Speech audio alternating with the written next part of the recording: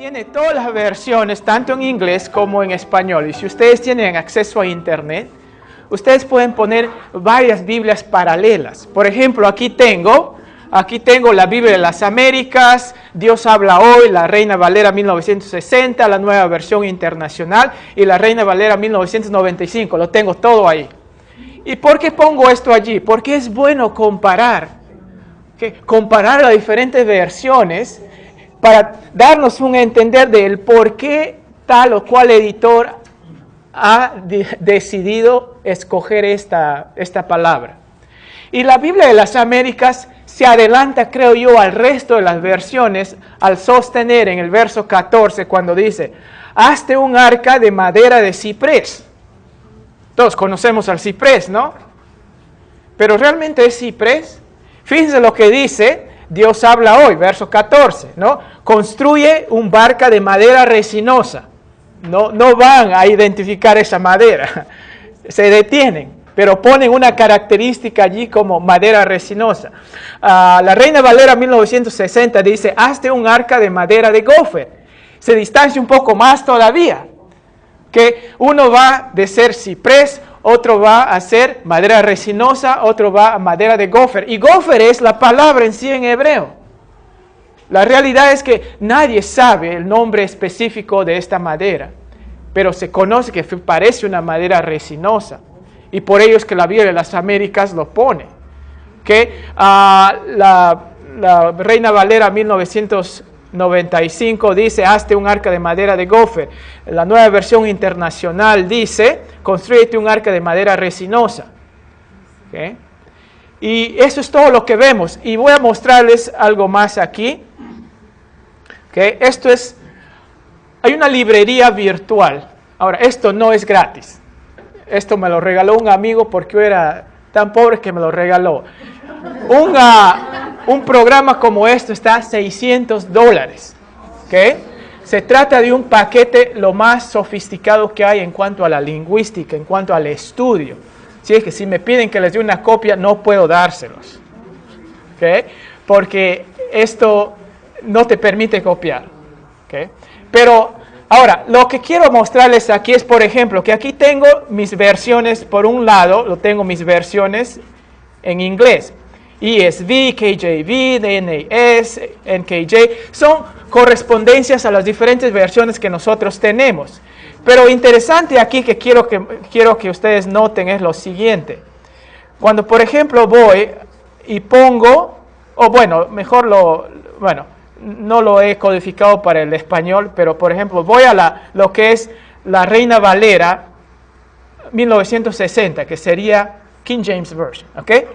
Y dice, hazte un arca, ahí está la palabra gofer, ¿ok? Y miren, el equivalente en hebreo es idéntico, gofer, ¿ven?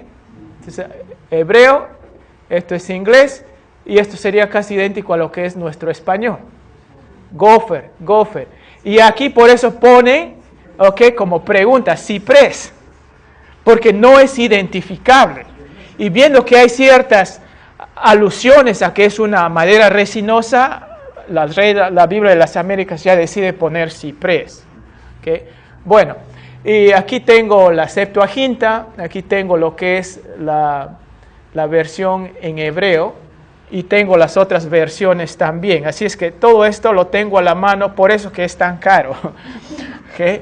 Pero si ustedes tienen acceso a la internet, como ya les he mencionado, ustedes pueden ir nada más a Bible Gateway y poner diferentes versiones y también pueden notar, aunque ya no la correspondencia con el griego, con el hebreo, que eso ya es un poco más sofisticado.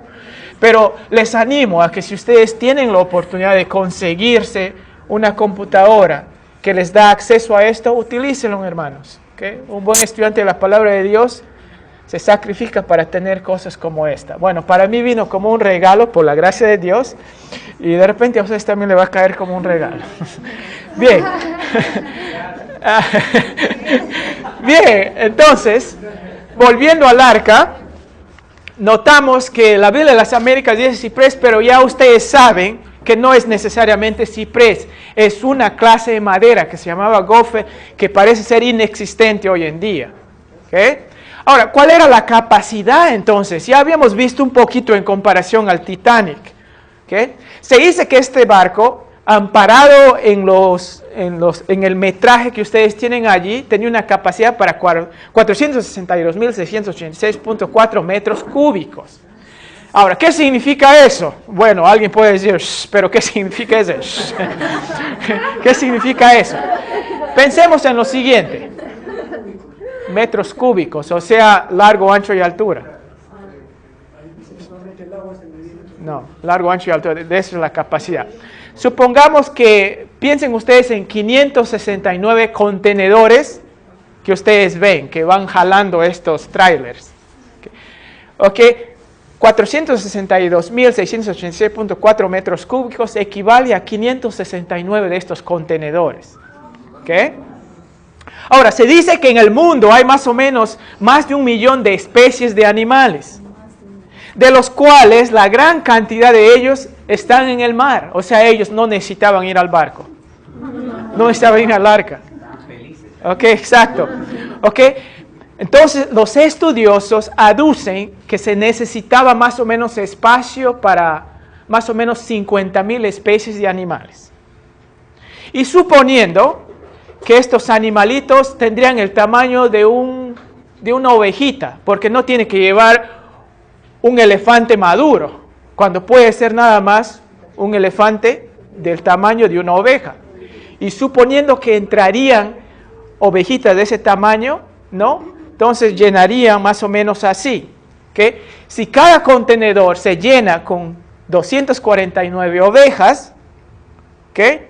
Tomaría 207 contenedores para llegar a 49.680 ovejas, que ya es casi el punto al cual estamos apuntando. Y esto significa que es solamente el 37% del espacio en el arca. O sea, podrían tener una cancha de fútbol ahí y jugar normal. Ahora, obviamente esto no es dogmático, es nada más para hacerlos pensar de la magnitud de la capacidad de este arca, ¿no? ¿Okay? Ahora, volviendo a nuestro tema, 120 años de advertencia. Las aguas de arriba y las aguas de abajo, de que se menciona en el verso 11 del capítulo 7, pero vemos también que Dios se acuerda de Noé, ¿no? Vemos que el arca es ocupado solo por mandato divino. 120 años pasó anunciando. El hecho de ver a un arca ya era un anuncio tácito que algo iba a ocurrir. Y seguro que Noé también acudió a sus vecinos y su familia, pero seguro le veían como un loco. Hay una discrepancia también si es que había o no había lluvia. Pero yo creo que sí no había lluvia, eso es mi sentir. Pero los teólogos siempre van a encontrar maneras de o bien apoyar o discrepar. Ahora ustedes también van a ser igual, así es que yo los pongo simplemente a criterio de ustedes. Yo no estoy aquí para cambiarles su manera de pensar, sino ustedes piensen y decidan, con tal que no se vuelvan heréticos o herejes. Bien, y Dios mismo es el que abre y cierra la puerta. Él envía, ¿okay?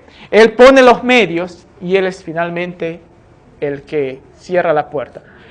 Y esto, hablando tipológicamente, puede ser un tipo de lo que es la salvación, ¿no? Finalmente un día va a cerrar, que el día de gracia ha culminado y nadie más podrá entrar. ¿Y qué tal día será ese? ¿Okay? Segunda de Pedro 3:9 nos dice que el Señor es paciente, que no desea que ninguno perezca, pero que todos vengan al arrepentimiento. Eso es también expresado por medio del arca. En Génesis 1, del 6 al 8, nosotros reconocemos cuando el Señor divide las aguas, ¿no? Hay una expansión entre las aguas de arriba y las aguas de abajo. Parece haber un desbloqueamiento de ello y las aguas de arriba y las aguas de abajo se unen de tal manera que existe esta gran fuente de aguas que conduce al diluvio y todo ser viviente muere, ¿no? Pero Dios se acuerda de Noé y se acuerda que Dios tiene un remanente aún por medio de él. Y vemos allí, no necesariamente está mencionado el símbolo, ¿no?, del pacto entre Dios y Noé, que lo vemos en el siguiente capítulo, pero notamos que el arco iris es aquel símbolo que nos ayuda a recordar que Dios no más destruirá a este mundo por medio de un diluvio, sino va a ser ahora tostaditos con el fuego. ¿Okay? Bien, hablando de qué temas tenemos para la meditación y la enseñanza, podemos notar que la gracia es paciente. La gracia de Dios es paciente. ¿Okay? Y algo que nosotros debemos recordar, si tienes familiares, tienes amigos, tienes vecinos que no se entregan al Señor, sé tú un Dios en el sentido figurado. Si Dios es paciente con los hombres, ¿cuánto más tú con aquellos a tu alrededor? Algunos oraron más de 30 años para ver a alguien conocer al Señor. Pero ocurre. Espera en el Señor. Si el Señor no retorna, continúa orando hasta el final de tus días por aquellos que no conocen al Señor. La gracia, que intrínsecamente es paciente, y tú debes ser paciente también. Los días de Noé tiene una referencia a los días finales antes del fin, ¿no? Los días de Noé son comparativos a los días antes del retorno del Señor. Estaban que bailaban, celebraban, se daban en matrimonio, como dice el Señor en Mateo 24. Y de pronto, sorprendentemente porque no lo esperaban, aunque el arca estuvo allí, ¿no? Y es una correspondencia a esta gran lección, los días de Noé similar a los días del fin. La ira de Dios es una ira real. El Señor odia el pecado. La ira de Dios no es un figmento de nuestra imaginación, es una realidad. El fin del mundo va a ocurrir. Mientras tanto, no abusemos de la gracia. Oremos, esperemos, listos. ¿Sí, hermano? La ira de Dios, también hay un sinónimo que se dice el furor de Dios, o la ira santa, o sea, existe la ira santa. Sí. Solamente para Dios es esa terminología. No, yo creo que también los hombres, el Señor Jesucristo en su encarnación tuvo una ira santa cuando fue al templo y lo demostró. Pero también debemos saber que Él ejerció esa autoridad como Hijo de Dios, como el Dios encarnado. Yo creo que el tomar armas de esa manera serán temas que cada uno tendrá que escudriñar. Pienso yo que el Señor nos está llamando más a ganar el bien, a ganar el mal con el bien, de una manera pacífica, no por la espada, no con los golpes, ¿no? Pienso que eso es más nuestra... Entonces, exactamente, ¿cómo definiríamos la ira de Dios? La ira de Dios es, diría yo, que es Dios mismo manifestándose con el odio al pecado, ¿no? El odio al pecado. Y creo yo, cuando odiamos el pecado, vamos a escudriñar toda nuestra vida, la clase de música que escuchamos, la clase de lugares que frecuentamos, los amigos que tenemos. Ahora, no estoy siendo beligerante, no estoy siendo polémico, no estoy peleando, pero es más, debido a la ira de Dios sobre el pecado, yo cuido mi vida, ¿no? Número 4, la salvación es siempre la fórmula de Dios para rescatar a los hombres. ¿Okay? Número 5, la fe es un principio, pero que se manifiesta en la práctica. Noé creyó, pero no se quedó allí sentado. Tanto tiempo le tomó construir el arca, tanto tiempo la gente se burló de él. Y seguro que el pobre Noé también lloraba cuando escuchaba a aquellos fuera del arca. No sé, solo me puedo imaginar lo triste. Puedo notar también la sensibilidad de un hombre como Noé. Y nos hace pensar a nosotros que mantengamos esa sensibilidad al Señor. No endurezcamos nuestro corazón por aquellos que aún están en pecado. Finalmente el Señor es el que hará su justicia. No es nuestra la justicia. Más bien debemos siempre actuar en gracia, pero odiar el pecado. Y número 6, la salvación. ¿Espectacular? No necesariamente. Es un arca. Claro, es un arca grandioso. Pero es nada del otro mundo. La gente ni siquiera se atrevió a considerarlo más de lo que quizás lo vieron como un montículo de madera allí, ¿no? La salvación de Dios se manifiesta silenciosamente. Algunos hasta desprecian quizás su testimonio, pero yo no he sido un homicida, no he estado en la cárcel, no he hecho drogas y por lo tanto no tengo un testimonio. Y despreciamos que lo que el Señor ha hecho en nuestra vida es tal. Es incomparable, nos ha dado nueva vida, tenemos vida eterna. Llevo a hermanos y hermanas, a grupos de diferentes países, los llevo a lugares y siempre les pido que compartan su testimonio. Y es triste cuando escucho, pero mi testimonio es aburrido. Mis hermanos, la salvación no es espectacular, es un tema de fe. Pero el resultado que Dios hace es grandioso, es fuera de este mundo. ¿Okay? Vamos al siguiente. El pacto de Dios con Noé. Llegamos al capítulo 9. Noé va a salir del arca y vamos a ver 3 cosas principales aquí. Vamos a ver un nuevo comienzo con diferencias y este comienzo con diferencias podemos notarlo comparando Génesis 1 con Génesis 9. ¿Okay? De alguna manera, Noé es el nuevo Adán, diríamos. ¿Okay? Noé es el nuevo Adán. ¿Okay? Antes todo era bueno, ahora ya no todo es bueno. ¿Okay? Antes no había el temor de los animales, ahora existe el temor nato en los animales hacia el hombre. ¿Okay? Antes no se podía comer carne, ahora el hombre desea comer su lomo al jugo. Ah, qué bueno. Eso para el almuerzo a propósito. No sé qué va a ser. Ahora existe el tema de la pena capital. ¿Okay? Se implementa, ¿okay?, la pena de muerte, ¿okay?, la correspondencia, la ley del talión, ¿no? Ojo por ojo y diente por diente, con el objetivo de notar la reverencia que el hombre debe tener hacia la misma vida. ¿Okay? Y estas son cosas que podemos notar. No todo era bueno, el temor de los animales nato en ellos. Ahora podemos comer carne, nos sentimos bendecidos por ello, excepto los vegetarianos. Y alguien dice que es mejor comer vegetales que carne. Y yo siempre le digo, no te olvides que lo más perverso eran los vegetarianos y por eso murieron en el diluvio. Okay. Bien, entonces las características ahora de este pacto que el Señor hace con Noé, vemos que es iniciado por Dios. ¿Okay?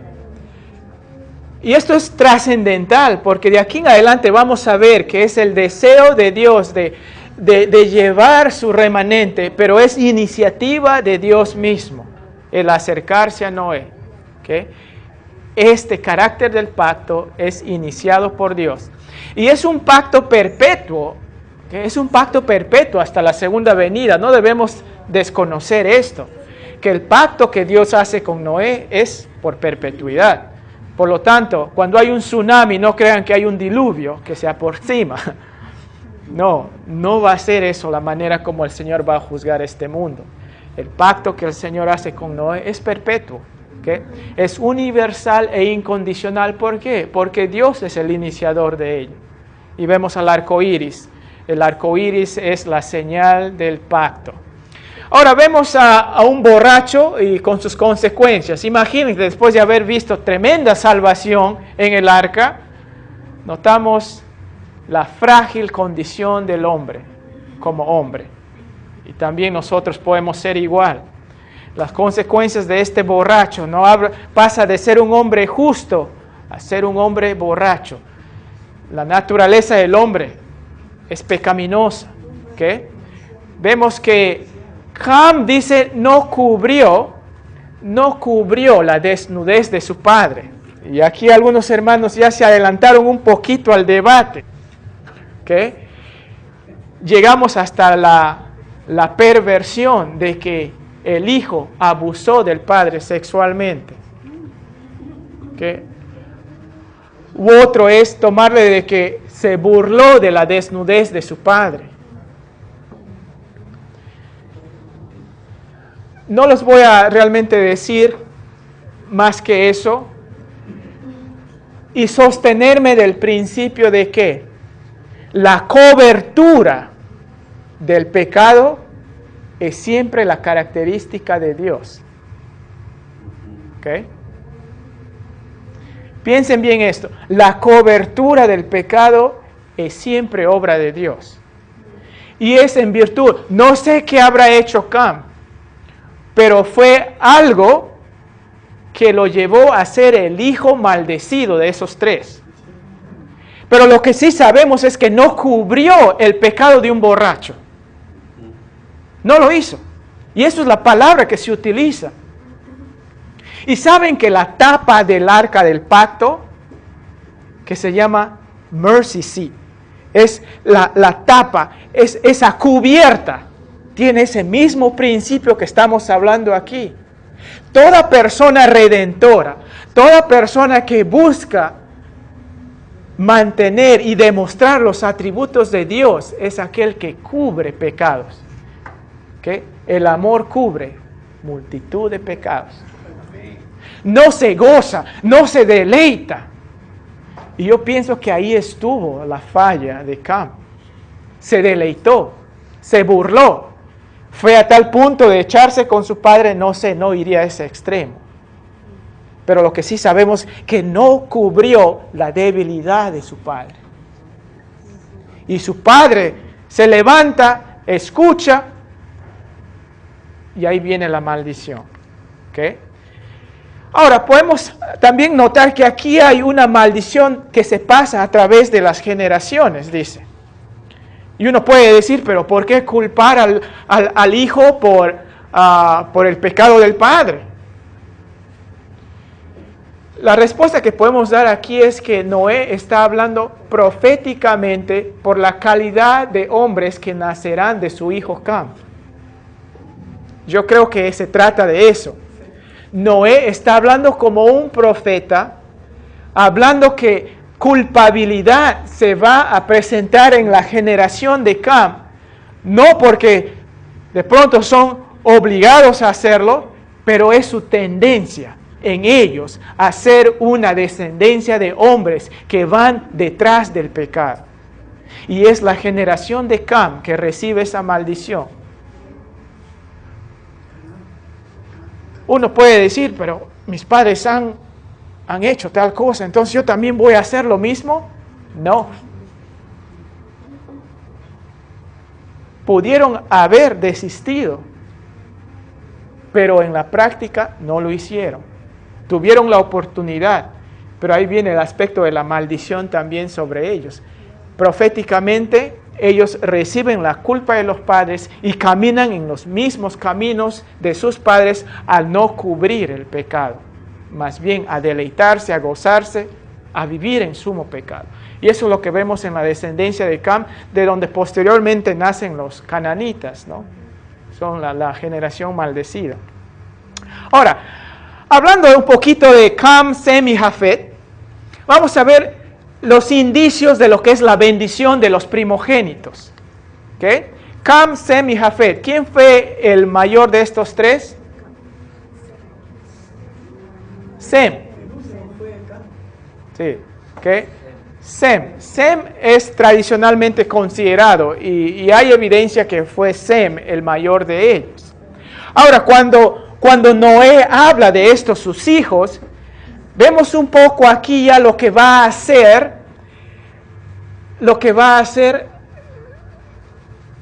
el traspaso de la bendición hacia el hijo primogénito. Y vamos a notar que hay dos temas asociados a la bendición del hijo primogénito. ¿En qué sentido? Cuando Noé habla sobre su hijo Cam, sabemos que está bajo maldición. Bueno, él no es el primogénito. Pero hablando de Sem, notamos que a través de lo que es la declaración de Noé, va a existir una figura de preeminencia en la vida de Sem. Pero también notamos que Jafet, que es su hermano, va a ser bendecido hasta materialmente cuando es conectado a su hermano mayor. En otras palabras, que la bendición al primogénito tiene dos aspectos. Uno de preeminencia y otro de riqueza. Preeminencia en el sentido de llevar la línea, la directriz de la familia. Cuando el padre muere, él es el que asume ese rol. Eso es una bendición, ser el líder, ser el jefe, ser el guía. Pero debido a que él también recibe eso, el padre le va a dar el doble de la bendición que le daría a los otros hijos. Cada uno recibe 1/3, este hijo mayor recibiría 2/3.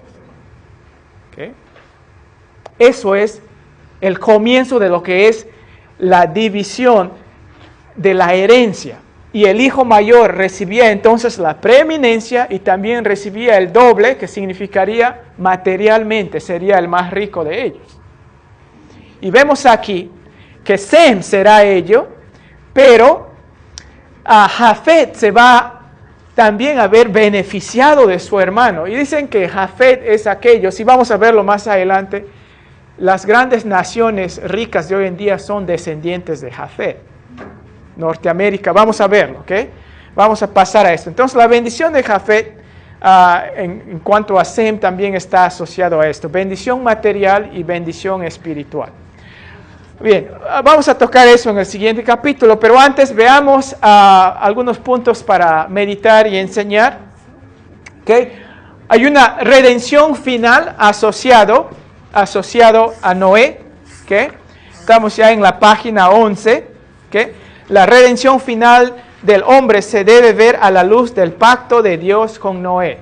Dios promete algo a Noé y esto está asociado a la redención final de los hombres. ¿Okay? El Señor paulatinamente irá progresivamente dándonos las pautas en cuanto a esta redención. Número 2, también podemos decir que el pacto con Noé fue en varias maneras una sombra del nuevo pacto. El nuevo pacto ya va a ser un poco más definido. Los elementos también se definirán precisamente. El derramamiento de sangre toma un nuevo significado con Noé. Y en el nuevo pacto sabemos que es la única manera de ser, ¿no?, hijos de Dios. ¿Okay? El derramamiento de sangre de Jesucristo se magnifica por ende a la luz de este pacto. Número 3, tanto el pacto de Noé como el nuevo pacto conceden una seguridad de no ser tocado por el juicio divino. ¿Okay? Aquellos que venimos a este pacto, del nuevo pacto, ¿okay?, vamos a ser bendecidos. Son los efectos de ser partes de ese pacto. Número 4, la explicación para la destrucción de los cananitas es claramente justificado. Hay una maldición sobre el hijo Cam, de los cuales saldrán los cananitas, y esa maldición se extiende a través de sus generaciones. Número 5, las actitudes de Sem y de Jafet, en el sentido de que muchos no nos podemos identificar con la actitud de Sem y Jafet debido a que hemos perdido la inocencia en la modestia. Hablando de que ellos no hicieron lo que hizo Cam, ¿no? Pero solamente solamente han cubierto la desnudez de su padre. No es nada extraordinario. Porque hoy en día estamos acostumbrados a ver cosas mayores y podemos minimizar esa actitud de ellos, si es que efectivamente fue el hecho nada más de descubrir su desnudez. Como les dije, no sabemos, pero la cobertura del pecado es algo que sí está allí como principio. ¿Okay? Y finalmente, ¿qué hago con el pecado de otros? Una de las pruebas del carácter del cristiano es ver qué hace con el pecado de otros. Muchos se vacilan de cosas pecaminosas en lugar de causarlos horror.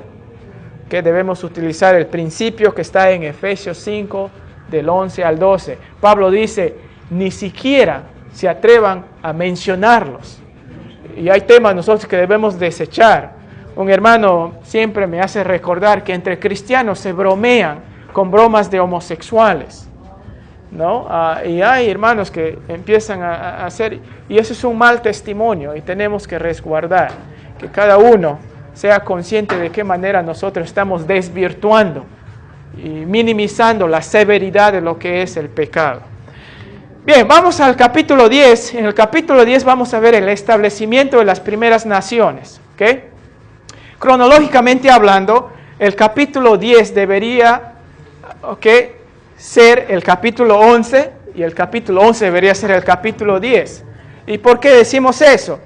Porque la razón de la dispersión es el capítulo 11 y el capítulo 10 sería ya lo que ocurre a raíz de esa razón de la dispersión.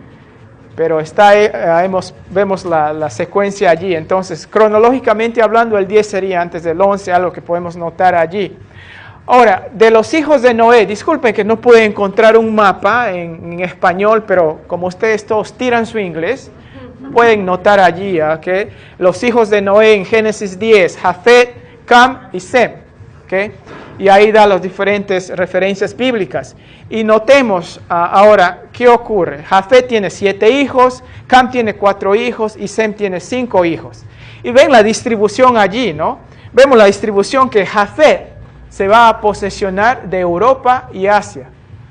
Aquí sería la descendencia de Jafet. Y Asia también parte de esto. Los hijos de Cam, ¿okay? Asia por este lado de aquí y Canaán, ¿no? Un pedazo por aquí y todo lo que es el África, los descendientes de Cam. Y los descendientes de Sem, el este medio, que son los semitas, sería esta sección de aquí. ¿Okay? Eso es más o menos la distribución que vemos. Y vamos a notar, ¿no? Ahí están los diferentes hijos de Jafet: Gomer, Magog, Madai, Javán, Tubal, Mesec, Tiras. ¿Okay? Y de Gomer vienen lo que es Francia, España, Alemania, Gales. Magog es Rumanía, Ucrania, Madai, los medos. Javán, los griegos. Tubal, Georgia. Mesec es Moscú. Los hijos de Tiras es Macedonia, Yugoslavia. Esa es la parte de los europeos, de esa parte. Podemos notar esto. Ahora, en cuanto a los hijos de Cam, Cus, Misraim, Put, Canaán. Ahora, en cuanto a Cus, Cus es la palabra en griego para referirse a los etíopes. ¿Okay? He visto un poco la discrepancia allí. Ahora, si hablamos de un etíope, generalmente estamos hablando de un hombre negro. ¿Okay? No hay armonía en cuanto a los teólogos y ni siquiera a los científicos de dónde viene el color de las razas. Algunos dicen que Cam fue negro. Y por lo tanto, si Cus significa Etiopía y Cus es el padre de Nimrod, diríamos que Nimrod fue un hombre negro.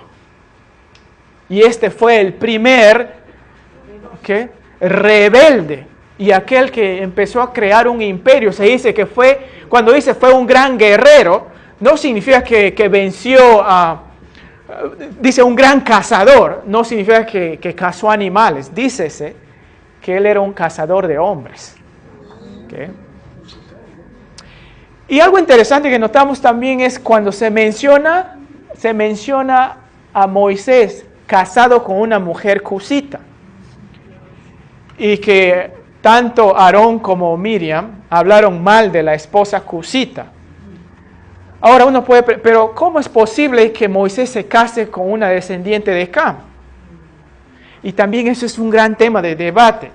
¿Y cómo lo están ajustando? Los judíos mesiánicos definitivamente no pueden ver que uno de una descendencia semítica como Moisés pueda casarse con una descendencia maldecida de Cam. Dice que tenía Moisés una esposa cusita. Pero de acuerdo a varios estudios dicen que era la mujer madianita. ¿Se acuerdan que se había casado también con una mujer madianita? Y eso no está mal, porque Madián son descendientes semíticos. O sea, están en la misma línea. La razón es que para que el linaje del Mesías no sea contaminada, ninguno de sus descendientes debería mezclarse con la descendencia de Can, que es una descendencia maldecida. Y cuando llegamos a Tamar, algunos asumen que Tamar era cananita, no se dice que era cananita. Y vamos a ver eso más adelante. Hay cosas muy interesantes aquí que empiezan a desenlazarse, muy importantes. Pero la esposa, ¿era o no era negrita o era la misma mujer madianita? Dícese que Cus es más una manera de decir que la mujer madianita era de la parte de Cus de Madián. Entonces era la misma mujer, ya no es una mujer negra, ya no sería una mujer de la descendencia de Canaán. Pero son teorías, así es que yo los pongo eso a disposición de ustedes, pero lo que sí sabemos es que la descendencia de Cus es lo que forma hoy en día Etiopía, Misraim es Egipto, Put es Libia, Canaán es lo que es Palestina, los filisteos, serían los heteos, los jebuseos y los amorreos y todos los feos. ¿Okay? Descendencia de la familia de Cam. Y hablando de Sem, y esto es la descendencia del cual viene la descendencia del Mesías, hablamos de Elam, Asur, Arfaxad, Lud y Aram, ¿no?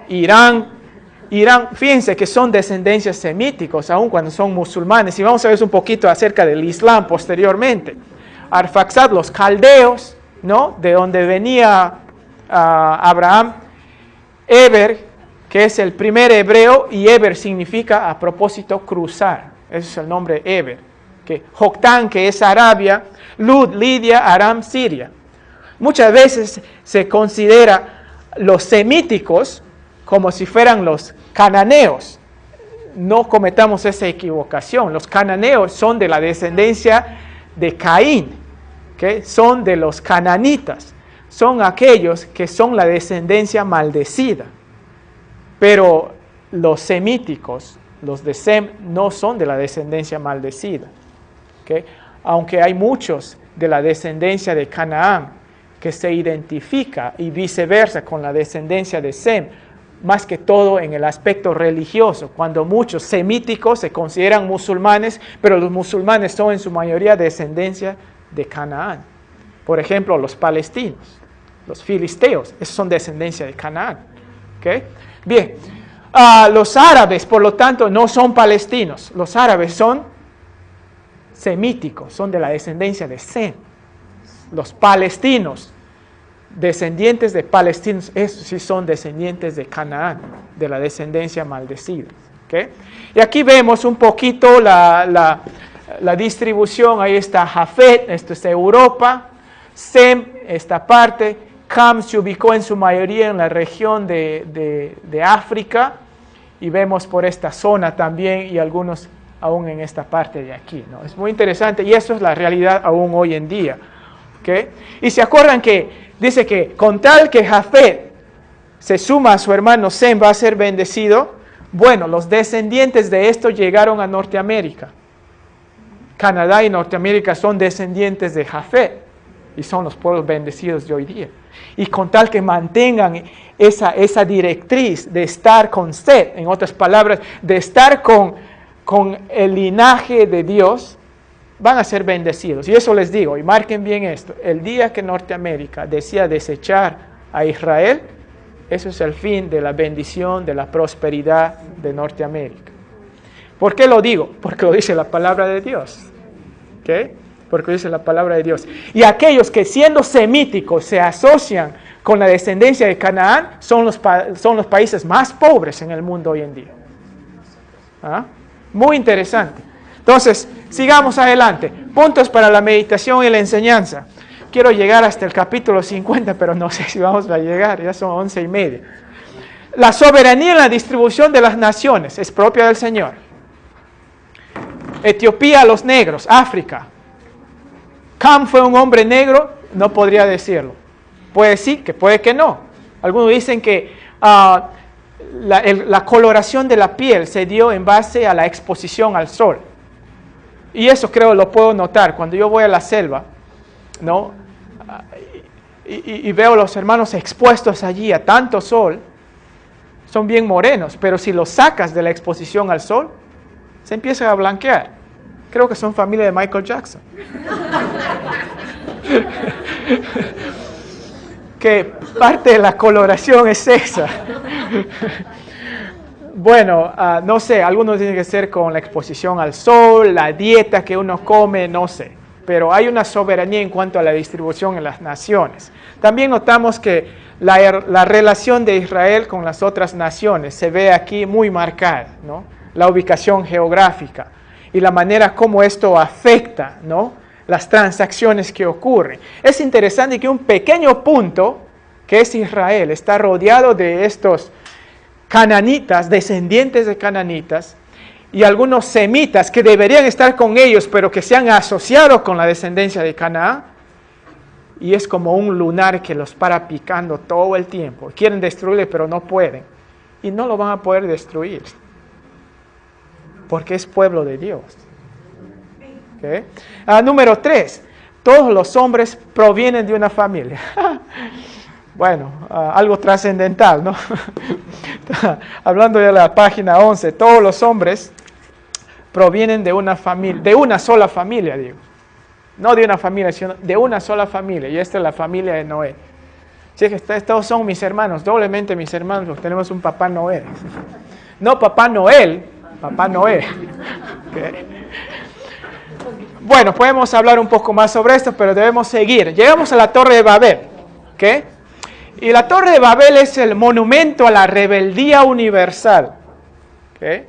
¿Qué ocurrió en Babel? Vamos a verlo desde 3 puntos de vista. Vamos a ver que pasan de bendición a confusión. Bendición porque el hecho de hablar un solo lenguaje, pues es una gran bendición.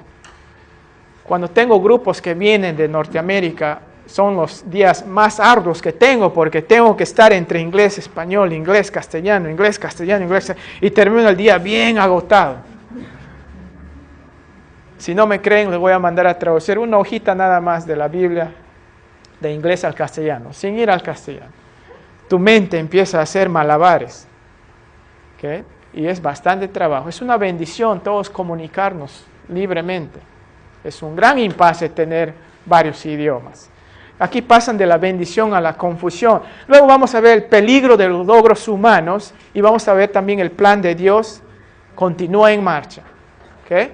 En cuanto a esto, notamos que hay una discrepancia también aquí en las versiones. Y déjenme mostrarlos otra vez. Vamos al verso 2 del capítulo 11. A ver, rapidito nada más, porque quiero que ustedes vean cómo las versiones aquí se tienden a ser un poco tendenciosas y ya creo yo que terminan un poco confusas. Génesis 11 y en el verso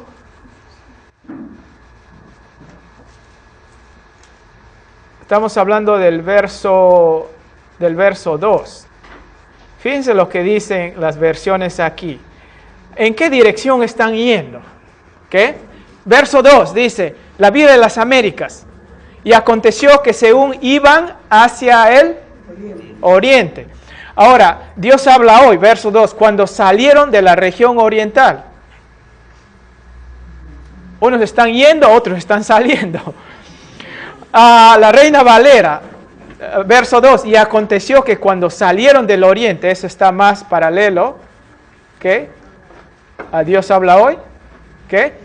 La Nueva Versión Internacional, verso 2, al emigrar al oriente, están yendo, eso está, Nueva Versión Internacional, están igual como la Biblia de las Américas. Y la versión 1995, la Reina Valera, dice, y aconteció que cuando salieron de oriente. Bueno, ustedes tendrán que decidir si están yendo o están viniendo. Pero el punto es que el punto es lo siguiente. Ahí volvemos a nuestro, ¿qué? El punto al cual quiero llegar es esto, ¿no? Que este lugar a donde finalmente están tratando de ocupar es lo que nosotros conocemos ahora como Irak. Es la antigua Babilonia. Ahora ellos habían recibido un mandato de ir y dividirse y poblar la tierra. Pero ellos, en lugar de obedecer, sea que están yendo o están viniendo del este, el punto es que están alejándose de donde Dios quiere que vayan. Y cuando llegan a ese lugar, empiezan a hacer una torre, que es más un sigurat. Un sigurat es una serie de diferentes peldaños que forman una torre posteriormente de gran altura. Y esto lo vemos con los mayas y los aztecas.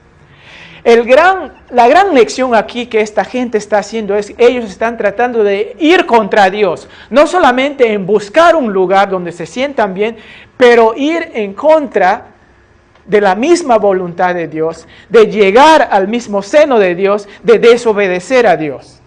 Eso es lo que vemos aquí como el punto trascendental. Es el deseo de ir contra Dios. Y qué interesante que se ocupan allí de ese lugar llamado Irak, que es la antigua Babilonia. ¿Okay? Y ahí es donde ocurre esto. Vemos, sin embargo, que también hay una gran lección en cuanto a su capacidad de poder construir. Y dice el Señor que pudieron haber avanzado hasta más todavía, hasta que Él vino y los confuso.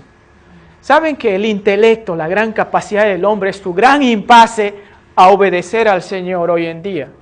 Stephen Hawking. ¿Saben quién es Stephen Hawking? Algunos, ¿no? Es este señor parapléjico que es uno de los grandes físicos de hoy en día. Pero fíjense lo que él ha dicho. En el pasado, antes de que entendiéramos la ciencia, ¿okay?, era lógico creer en Dios, creer que Dios creó el universo. Pero ahora la ciencia ofrece una explicación más convincente. Lo que quise decir cuando dije que podríamos conocer la mente de Dios es que comprenderíamos todo lo que Dios sería capaz de comprender si acaso existiera. Pero no hay ningún Dios. Soy ateo. O sea, Él ya llegó a explicar a Dios. Es tan inteligente que nosotros, los no tan inteligentes, continuamos creyendo en Dios. O sea, Él dice, la ciencia ha desbancado a Dios. Por lo tanto, soy ateo. El peligro de los logros de los hombres es el negar a Dios. ¿Saben que ese iPod y ese iPad que tenemos es una manifestación de los grandes logros de los hombres? Pero la mayoría de aquellas cosas, y me encanta, aquí hay un artefacto que está en mi bolsillo, que me conecta con ese hermano que está allá. Es impresionante que lo junta y termina haciendo un gran video sobre esto, excepto por el que habla. Pero termina haciendo, o sea, los avances son tan impresionantes, pero esos hombres que están detrás de estos grandes avances son en su mayoría ateos. Volviendo a la descendencia de Caín, ¿se acuerdan? ¿Okay? No estoy diciendo que Martín sea uno de ellos, ¿eh? ¿Okay? De ninguna manera. Él está dando un buen uso a las cosas de estos ateos, y de eso se trata. Finalmente vemos el plan de Dios.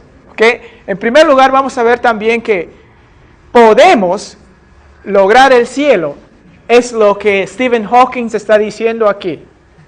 Podemos explicarlo todo y la ciencia va a seguir avanzando y por lo tanto Dios va a seguir hundiéndose cada vez más. Escuchaba un reporte en CNN anteayer, justo cuando venía de viaje, que decía que va a llegar un tiempo no muy lejos, y precisaron el año, de que ya no va a haber la existencia de religiones, porque la gente no va a creer en Dios. Bueno, yo tengo afirmaciones contrarias a ello, porque nuestro Dios va a seguir todavía en el trono y va a tener todavía hombres como tú y yo. Seremos quizás más pocos todavía, pero todavía habrá un remanente. Es la promesa de Dios. ¿Okay? El plan de Dios sigue en marcha y vemos que este estudioso Josefo, este gran historiador, y volviendo a este personaje de Nimrod, es interesantísimo lo que Josefo dice. Es interesantísimo quién llegó a ser Nimrod. Nimrod se dice que se casó con Semíramis, y Semíramis heredó cuando Nimrod muere, ¿no? Y no muere pues a una edad avanzada, muere a tal punto que Semíramis termina endiosando a su esposo Nimrod, pero de la unión de estos dos nace su hijo Tamuz. Y la historia, de acuerdo a Josefo, está asociado a esto. Nimrod es el personaje, es el precursor, cuando es declarado Dios de lo que nosotros conoceríamos ya en los tiempos de Josué, en los tiempos de José como el Baal. En otros contextos era el Marduk, era el Moloch, ¿no? De los moabitas, de los madianitas, que posteriormente llegan a tener un Dios. El precursor es este personaje, Nimrod. Y Semiramis es la precursora de lo que es la reina del cielo, la Isis, la Idrani, la Cibele, la Astoret. Estas culturas alrededor de Israel tenían estos nombres distintos, pero todos ellos terminaban en Semiramis, que era la esposa de Nimrod. Y Tamuz es el Dios encarnado. Ya vemos aquí una trilogía de lo que también es contrario a la Trinidad que se nos presenta en la Biblia. Y empezamos a ver los precursores de lo que es la trilogía que se opone a la Trinidad. Muy interesante notar la historia y ver cómo se va tergiversando esta cosa. Tamuz, ¿ok? Semiramis lo asume que es la encarnación, o sea, es el Nimrod encarnado, y por lo tanto es Dios. Y ahí nace este concepto asociado a este Dios hombre en la persona de su hijo Tamuz. Y Josefo lo presenta de esa manera. Conocerán que Josefo es un gran estudioso, historiador judío, ¿okay? De los primeros siglos, del primer siglo. Muy interesante siempre recurrir a ello en cuanto a la historia, ¿okay? Pero sabemos que Abraham es el personaje por el cual vendrá la descendencia que Dios tiene planeado para ser un pueblo escogido. Y con esto es que entramos al capítulo 12, pero antes de ello debemos notar, en cuanto a los puntos para la meditación y la enseñanza, recordemos que los planes de los hombres nunca cambiarán el plan de Dios, ¿okay? Nunca, y no trates de cambiar el plan de Dios. Vamos a ver posteriormente a algunos tratando de dar una manito al Señor y terminan haciendo un desastre de las cosas. También vamos a ver que la unidad sin la obediencia a Dios, ¿okay?, no va a cumplir su propósito. La unidad no es la meta final, a no ser que resulte de la obediencia y pureza a la palabra de Dios. Estos movimientos ecumenistas de hoy en día, con un afán de todos cantar y juntarnos de manos al margen de las diferencias claras, doctrinales, no deberíamos proponerlas. La unidad se centra en la sana doctrina, ¿no? El resto son meros sentimientos de hombres, ¿okay? También debemos recordar que el Señor Jesús eliminará la barrera de la comunicación a su retorno. ¿Okay?